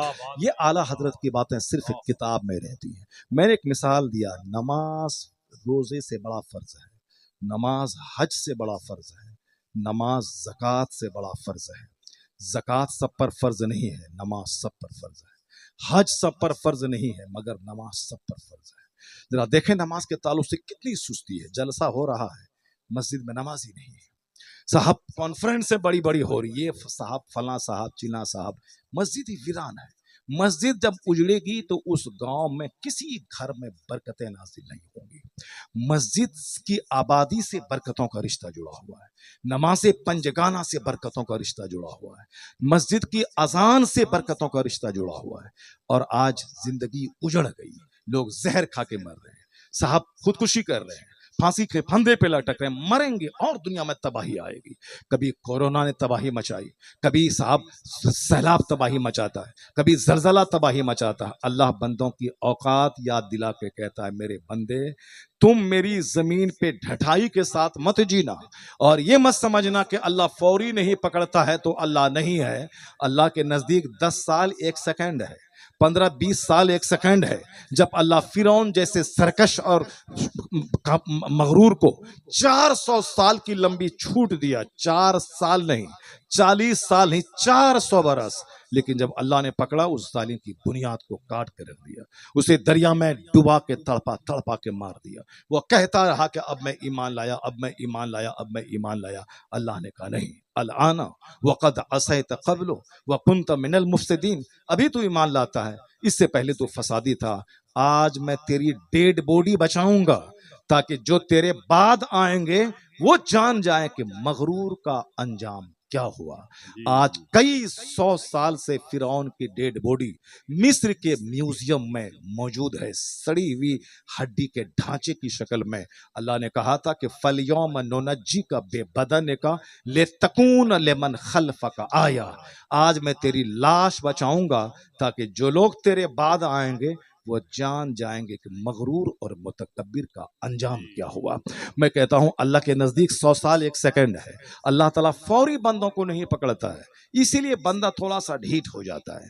हम तो झूठ बोलते हैं, अगर अल्लाह फौरी मुझको नहीं पकड़ा, इसका मतलब है कि अल्लाह है कि नहीं है। माज़अल्लाह, 1000 बार माज़अल्लाह। गुनाह, एक तो गुनाह किया और धीरे धीरे यही गुनाह उसको कुफ्र के करीब लेके चला जाता है। अब फौरी सजा नहीं मिली, फजर पढ़ा, चेहरे का नूर नहीं गया, बोलता है बस ये सब कहने कहलाने की बातें हैं। फला साहब सूद खाया, उसकी दौलत नहीं घटी, क्या कहते हैं, सब कहने कहलाने, मौलाना लोगों की स्पीच देने की कलाकारी है। वह सिर्फ फन्ने खिताबत है, वो फन्ने खिताबत का मुजाहरा कर रहे हैं। इस तरह के जुमले इस तरह के जुमले इस्तेमाल कर रहे हैं। जरा सुनिए गौर से कुरान क्या कहता है।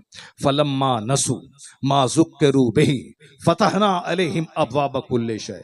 अल्लाह का फरमान, अल्लाह कहता है जब उन लोगों ने नसीहत को भुला दिया, जो उनको नसीहत की गई थी, समझाया गया था कि ऐसे जियो, ऐसे रहो, हर चीज़ का एक उसूल और ज़ाब्ता होता है। जब अल्लाह ने ज़िंदगी दी है, उस ज़िंदगी का एक ज़ाब्ता है कि कैसे जिएं, कैसे रहें, कैसे खाएं, कैसे बाथरूम जाएं, कैसे सोएं, कैसे शादी ब्याह करें, यानी एक ज़ाब्ता है ना।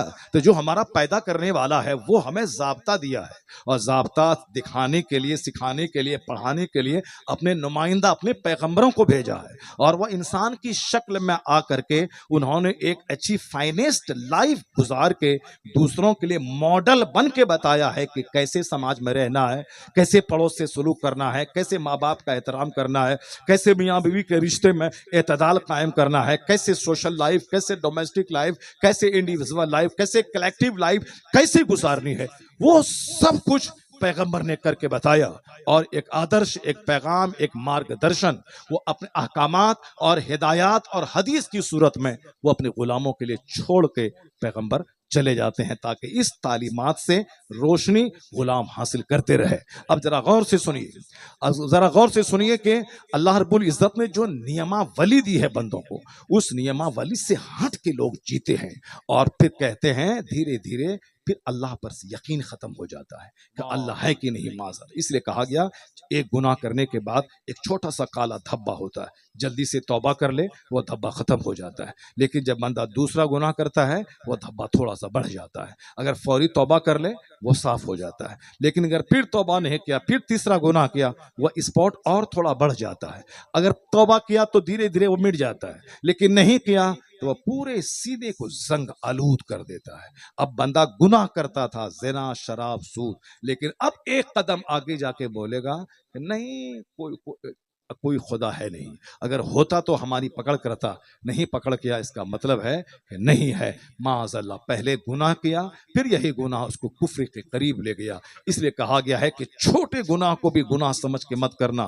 एक छोटी सी चिंगारी पूरे गांव को जलाकर राख कर देती है। गुनाह चाहे छोटा हो या बड़ा, गुनाह गुनाह है।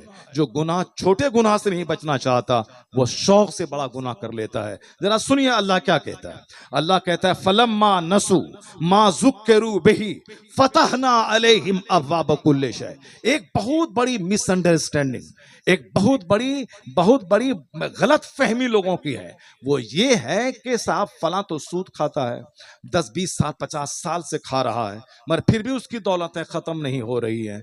ये सब कहने सुनने की बात है। एक दिमाग में बात आती है, भले ही जबान से न बोले मगर दिमाग में एक वसवसा आता है। फलां तो 50 साल से नमाज नहीं पढ़ता, कुछ नहीं हो रहा है।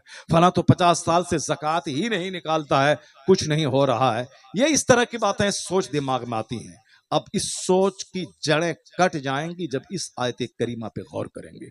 अल्लाह क्या कहता है, फलम्मा नसू मा ज़ुक्किरू बिही फतहना अलैहिम अब्वाब कुल्लि शै। शराबियों की दौलत, सूदखोरों की दौलत, बेनमाजियों की दौलत देखने के बाद लगता है साहब वो तो गुनाह करता है फिर भी दौलतें बढ़ती जा रही है, वो तो सूद खाता है फिर माल बढ़ता जाता। आप कहते हैं यमहकुल्लाहु रिबा व युर्बि सदकात, अल्लाह सूद को मिटाता है, ज़कात सदकात को बढ़ाता है। ये देखिए वो 50 साल से सूद खा रहा है, उसका माल बढ़ रहा है। जरा गौर से सुनिए कि रब्बे करीम क्या कहता है। अल्लाह कहता है जब उन लोगों ने नसीहत को भुला दिया तो हमने हर चीज के दरवाजे खोल दिए। फतहना अलैहिम अब्वाब कुल्लि शै, we opened upon them the doors of everything. हमने हर चीज के दरवाजे खोल दिए। किस चीज के दरवाजे?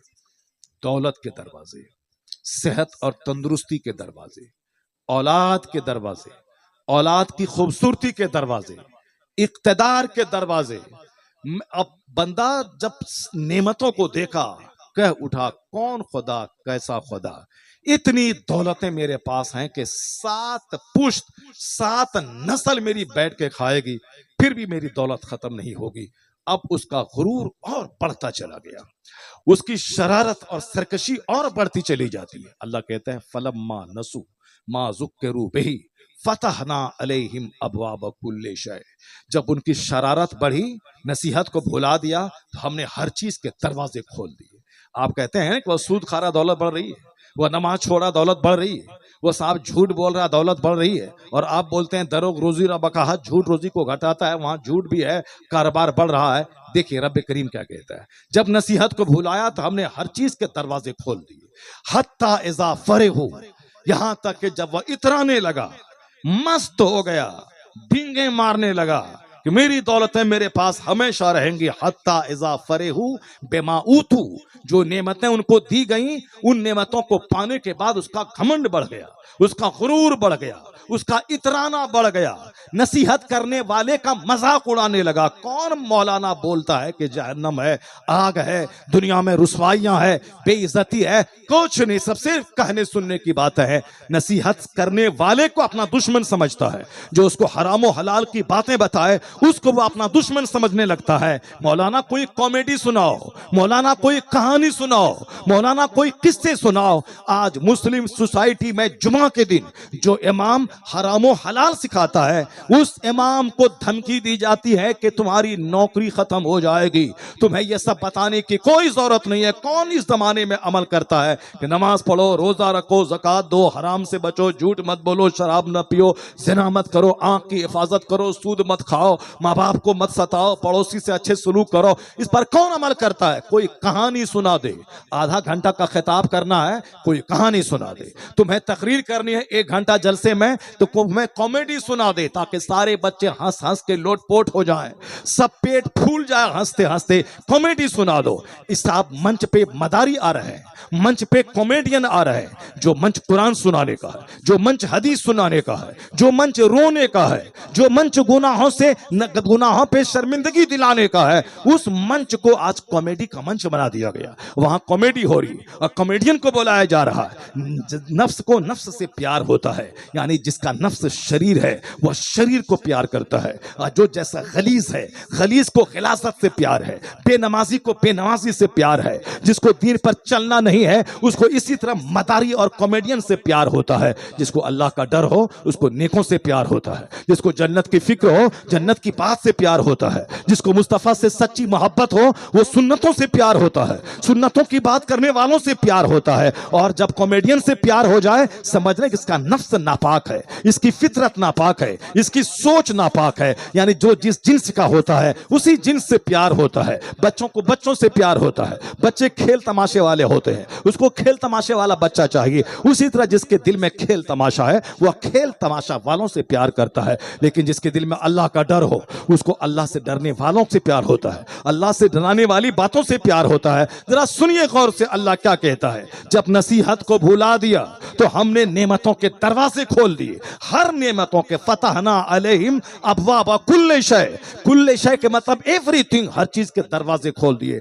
हत्ता इज़ा फरिहू बिमा ऊतू, यहां तक कि जब वह इतराने लगा, मगरूर हो गया, समझाने वाले को अपना दुश्मन समझने लगा, तो अल्लाह फरमाता है अखज़नाहुम बग़ततन फ़इज़ाहुम मुब्लिसून, तो हम उसे अचानक पकड़ लेते हैं, वह टूट के रह जाता है।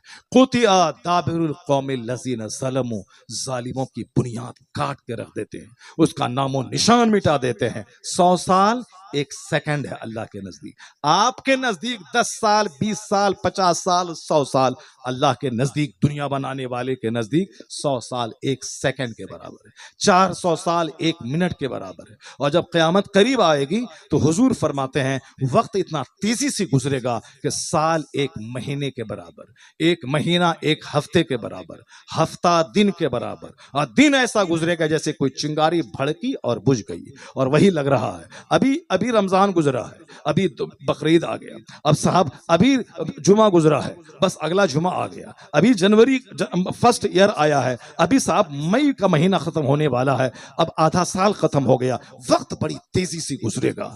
अल्लाह का फरमाता है हम शरीरों को वक्ती तौर पर राहतें देते हैं, हर तरह के दरवाजे खोल देते हैं, लेकिन जब बाद में हमारा अजाब आता है तो उसकी बुनियाद काट के रख देते हैं। इसलिए बेनमाजियों को अगर हरियाली थोड़ी देर देखें, ये मत देखें कि नमाज पढ़ने से क्या होता है। नेक लोगों को आजमाइशों से गुजरना पड़ता है, नेक लोगों को इस दुनिया में अल्लाह आजमाइशों से गुजारता है।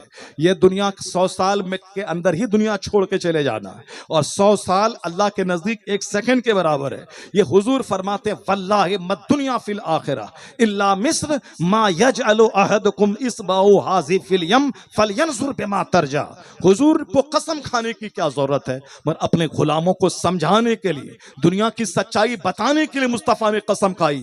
हुजूर कहते हैं अल्लाह की कसम, ये दुनिया आखिरत के सामने ऐसी है जैसे तुम में से कोई अपनी उंगली समंदर में डाल दे, फिर निकाल के देखे कि कितना पानी लेकर उंगली लौटी है। फलयंजुर बिमा तरजा, वह देखे कि कितना पानी इस उंगली में लगा है।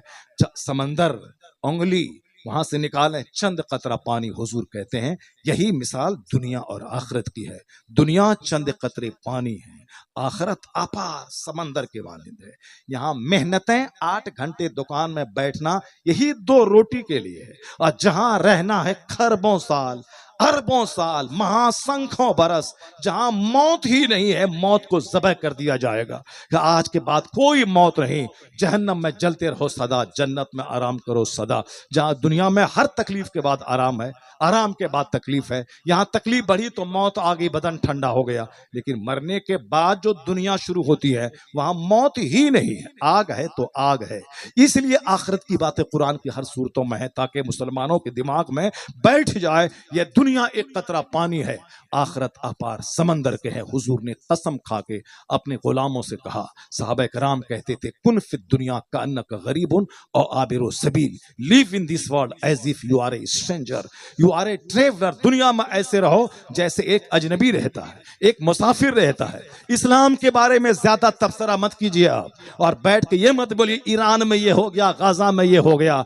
यहाँ तो एक एक जंग ऐसी हुई हैं कि 1-1 करोड़ लोग मारे गए हैं, 100-100 लाख लोग मारे गए हैं। अभी 200 साल के अंदर 2 बड़ी जंगें, first world war, second world war, दोनों first world war second world war में इतने लोग मरे गए हैं कि 8 करोड़ चंद लाख लोग सिर्फ इसी दोनों वार में मारे गए, फर्स्ट वर्ल्ड वार में और सेकेंड वर्ल्ड वार में 70 लाख यहूदियों को हिटलर ने जर्मनी में ज़बह कर दिया। उसको 70 लाख यहूदियों को। अभी तो फिलिस्तीन में 70,70,000 बच्चे, औरतें, बीमार न शहीद हुए हैं।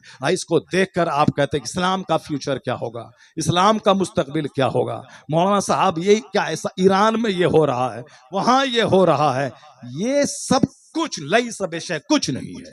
ये दुनिया आज थोड़ी बनी है, ये दुनिया के बने हुए आज करोड़ों साल हो गए, इंसान की तारीख के 10,000 साल से जायद हो गए। इस बीच में न जाने कितनी कितनी जंगें हुई। बैतुल मुकद्दस का वो शहर फिलिस्तीन कितनी बार उजड़ा है, कितनी बार वो बसा है। बगदाद कितनी बार उजड़ा है, कितनी बार बसा है। ये हिंदुस्तान का दिल्ली शहर, कब दिल्ली राजधानी थी, यही था ही नहीं। हिंदुस्तान की राजधानी पहले कलकत्ता, फिर वहां से शिफ्ट होकर आगे आगरा, फिर वहां से आया दिल्ली, और दिल्ली से नई दिल्ली। यानी ये शहर का पहले कभी दरिया चलता था, फिर बाद में वो दरिया की जगह जंगल, फिर उस जंगल की जगह शहर, फिर शहर उजड़ गया, फिर पहले से बड़ा दरिया वहां जारी हो गया। आपको मालूम होना चाहिए कि जनाबे खिज़्र अलैहिस्सलाम एक बनी इसराइल के आबिद के पास आते थे, तो उनको कहा गया उस वक्त के बादशाह ने कि जब खिज़्र आए तो फिर हमें उनसे मुलाकात करवा देना। जब मुलाकात हुई तो कहा कि अजूबा बात सुनाई। कहा दुनिया की, कहा अजूबा बात यही है कि एक जगह से मैं गुजर रहा था तो देखा बहुत बड़ा दरिया, बहुत बड़ी नदी है। फिर 500 साल के बाद वहां गया तो देखा कि वहां दरिया खुश्क हो चुका है, वहां जंगल है, लोग जानवर चरा रहे हैं। मैंने पूछा कि दरिया क्या हुआ, ये दरिया सूख कब से गया? कहा यहाँ दरिया कभी नहीं था, यहाँ तो शुरू से जंगल ही जंगल है। फिर 500 साल के बाद मैं गुजरा, देखा कि वो जंगल खत्म है, वहां शहर बारौनक शहर है। कहा ये शहर कब से बस गया, वो जंगल कहां गया? कहा जंगल वंगल कभी नहीं था, यहाँ शहर शुरू से है।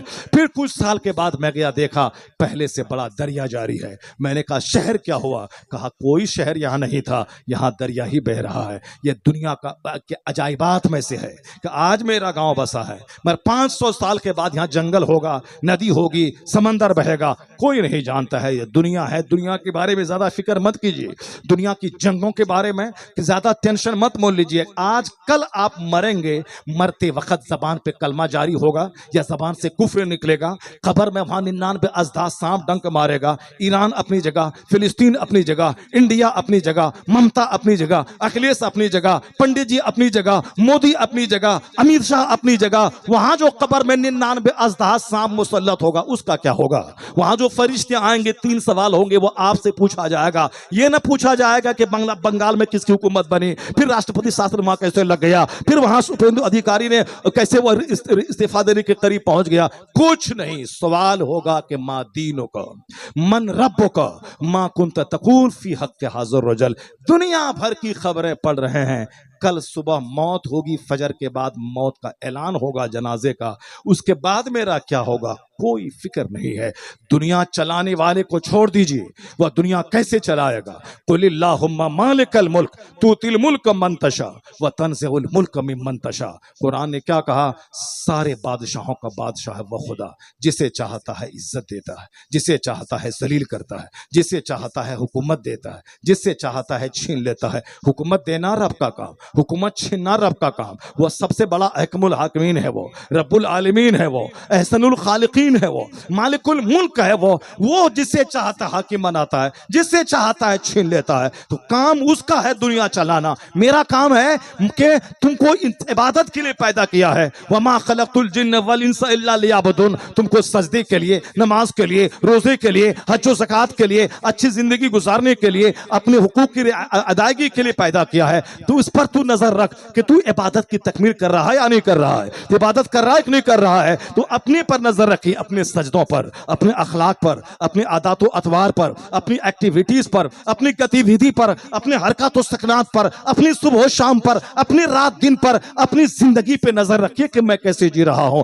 कल सुबह मौत आई तो क्या होगा? नजर दुनिया पर है, अपनी रिस्पॉन्सिबिलिटीज पर नहीं है। जो काम खुदा का है वो काम बंदा अपने हाथ में ले लिया है, और जो काम इस बंदे देखा है ये काम ये बंदे ने छोड़ दिया है, इसीलिए दुनिया में तबाही और बर्बादी। अब एक रास्ता है, हुकूमत की बातें दुनिया चलाने वाले रब पे छोड़ दे और आपकी जो जिम्मेदारी खुदा की इबादत है, आप इबादत करें। ये दुनिया में अमन चैन सुकून से दुनिया भर जाएगी, ये दुनिया रश के जन्नत बन जाएगी और मरेंगे तो मुस्तफा की शफाअत से जन्नतुल फिरदौस में अल्लाह राह की जगह अता फरमा देगा। दोनों जहान का सुकून इसी में है कि आप अपनी हद में रहें, अपने बारे में सोचते रहें, अपने बारे में सोचें कि मेरा क्या होगा। जरा गौर से सुनिए अल्लाह तबारक व तआला इस दुनिया का सिस्टम कैसे चलाता है। बस सिर्फ एक चैप्टर में खोलता हूँ, उसको आप पढ़ें, गौर से सीरियसली उसको समझें, उसके बाद फिर मैं आपसे रुखसत हो जाता हूँ, वरना बात से बात पैदा होती है, इसीलिए 4-4 5-5 घंटे हो जाते हैं, पता ही नहीं चलता है, क्योंकि बात से बात पैदा होती है। अल कलाम यखलुकुल कलाम, सुनने वाला हो सुनाने वाला हो तो फिर 5 घंटे की नशिस्त हो जाती है, पता ही नहीं चलता। अभी रमज़ान में 27वीं शब को भी इस हालत में, जबकि हार्ट अटैक आने के बाद भी 3.25 घंटे की तकरीब, 12 बजे ठीक में खड़ा हुआ, 12 बजे ठीक गुफ्तगू शुरू की, 3:15 बजे, अब चूंकि शहरी खाना है, 3:15 बजे गुफ्तगू का इख्तिताम हुआ। बिल्कुल अभी 6 महीने भी नहीं गुजरे हैं हार्ट अटैक के। इस हालत में जिसके पास अटैक आता है वो 6 साल तक ठीक से बातें नहीं करता है। डॉक्टर कहते हैं कि चुपचाप रहिए वरना बात कीजिएगा तो दूसरा अटैक और फिर आ जाएगा। और यहाँ सिर्फ 30 दिन आराम हुआ, 28 अक्टूबर को अटैक आया और 29 नवंबर से खिताबत मैंने फिर शुरू कर दी, 1 महीने के बाद ही शुरू हो गई। और फिर जब शुरू हुई है, क्या आपको अभी मैं 1.5 से लेकर 2 घंटे से खिताब कर रहा हूँ, कहीं आपको ऐसा लग रहा है कि मैं अटैक से पहले जैसे बोल रहा था? अटैक के बाद मैं सुस्त पड़ गया हूँ, बिल्कुल धीरे धीरे आहिस्ते अपनी ड्यूटी पूरी करके अब मैं जाना चाह रहा हूँ। कहीं से भी मैंने महसूस होने नहीं दिया है आपको कि मैं जैसे पहले बोलता था अब मैं वैसा नहीं बोल रहा हूँ। मैं चाहता हूँ कि बात मेरी एक बंदे के दिमाग में घुस जाए, 1 लाख नहीं, एक बंदा यू टर्न ले ले जिंदगी में, वो सच्ची तौबा करके नेक बन जाए, 1 करोड़ के महल बनाने से यह काम बेहतर है। इसीलिए जलसा कराने के फायदे से इनकार नहीं होगा कि 1 लाख की भीड़ नहीं, एक बंदा अंदर से बदल जाए तो वो जलसा करने का मकसद पूरा हो जाएगा। जरा गौर से सुनिए, बात से बात पैदा होती है। अभी बकरीद का मौसम, ईद उल जुहा का मौसम आ रहा है, कुर्बानी सारे लोग कर रहे हैं, लेकिन आप ये जान लें अल्लाह रब्बुल इज्जत मक्का शहर को आबाद करने के लिए किस तरीके से उसका एक सिस्टम बनाया, कैसे मक्का आबाद होता है।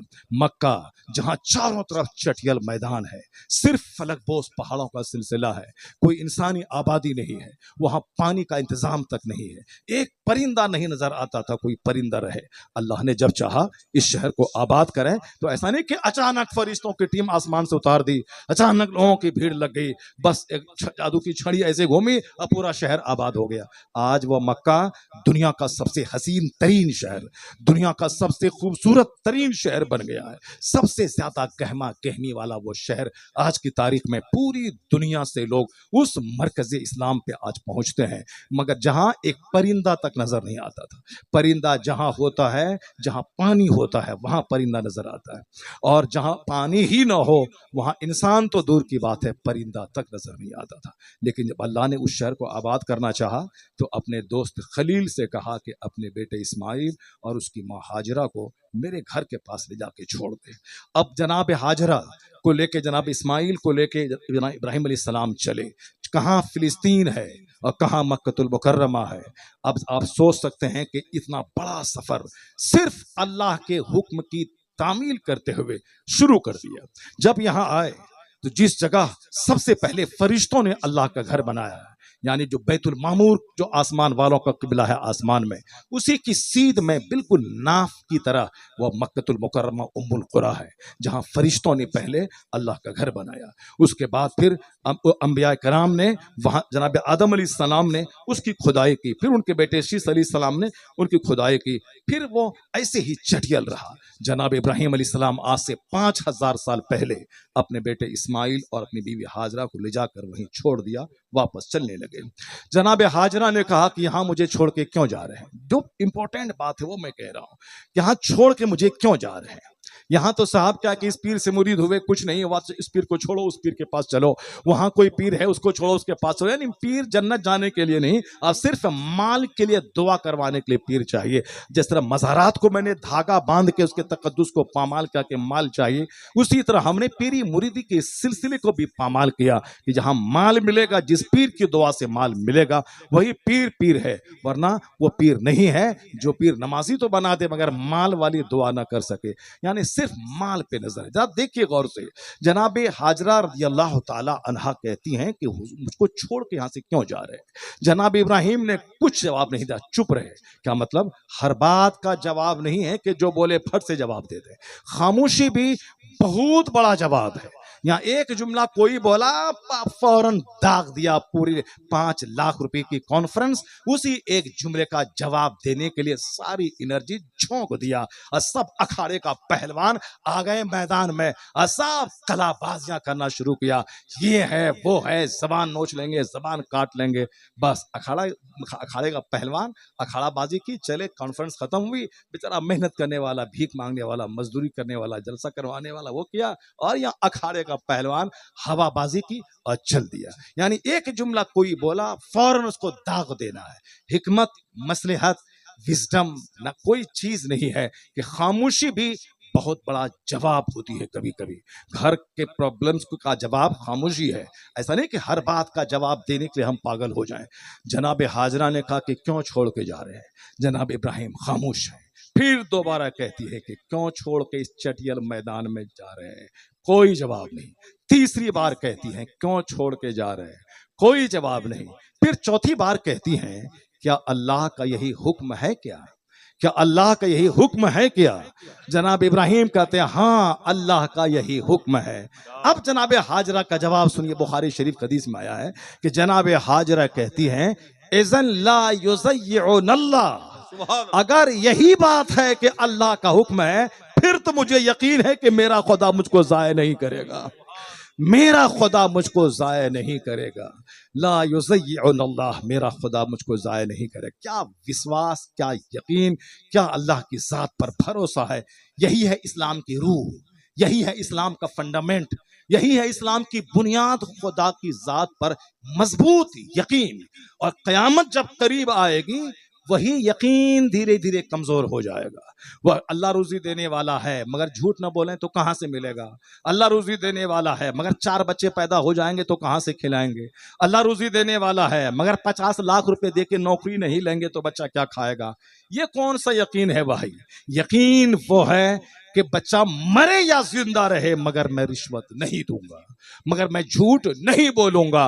वो ये बोल के तो देखे अल्लाह रिस्क के दरवाजे खोल देगा। वमन यतवक्कल अलल्लाह फहुव हस्बुह, जो अल्लाह पे भरोसा करता है अल्लाह उसके लिए काफी होता है। वमन यतवक्कल अलल्लाह, जो अल्लाह पर भरोसा करता है अल्लाह उसके लिए काफी हो जाता है। पहले भरोसा करके तो देखे, विश्वास करके देखे, अल्लाह पर यकीन करके देखे। वह यकीन ही ईमान की बुनियाद है कि अल्लाह है, वही रोजी देने वाला है। यकीन दिलाया है ला तख्तुलू औलादकुम खशयत इमलाक, गरीबी के डर से बच्चों को कत्ल मत करो, मैं तुम्हें भी रोजी देता हूं, तेरे बच्चों को भी रोजी दूंगा। हजरत हाजरा ने कहा इज़न ला युज़य्यिउनल्लाह, अगर यही बात है अल्लाह का हुक्म है, मुझे यकीन है कि मेरा खुदा ज़ाय नहीं करेगा। फिर क्या हुआ? जब अल्लाह पर मजबूत यकीन हो तो अल्लाह कैसे असबाब पैदा फरमाता है। तोशा खत्म हो गया, फिर पानी की तलाश में सफ़ा और मरवा पहाड़ पे 7 चक्कर लगाती है।